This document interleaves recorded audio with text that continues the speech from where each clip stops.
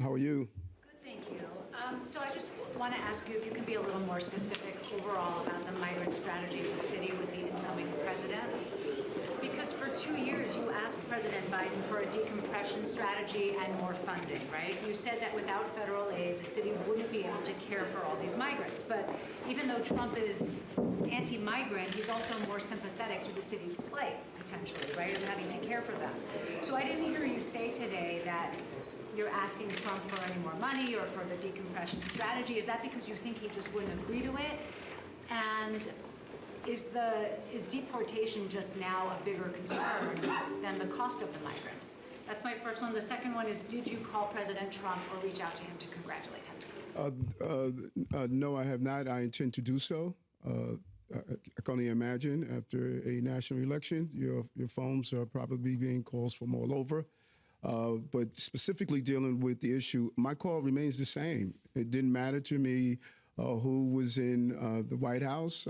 I have been consistent on my calls since 2023, if not earlier, that New York City and other big cities should not be picking up the course of a national problem. And we need a decompression strategy at the border to make sure that we take control of this crisis and not have this crisis take control of us. There's great opportunities if we give people the right to work, and I remain calling for that as my immigration national leaders have been calling for and who commended this administration for calling that, and my fellow mayors are calling for the same thing. We've been consistent in this. The coalition has been the same. Is there any common ground, Mr. Mayor, between your position on the migrants and what you think the city needs and what you think President Trump would be willing to deliver to the city in terms of help?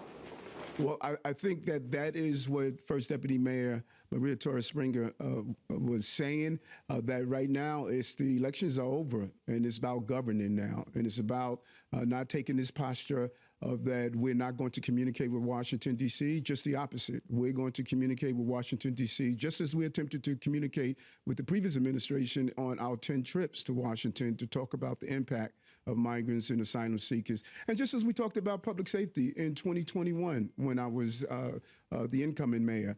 I've been very consistent on these working people issues that impact our cities, and I'm going to continue to do that. It's not going to change.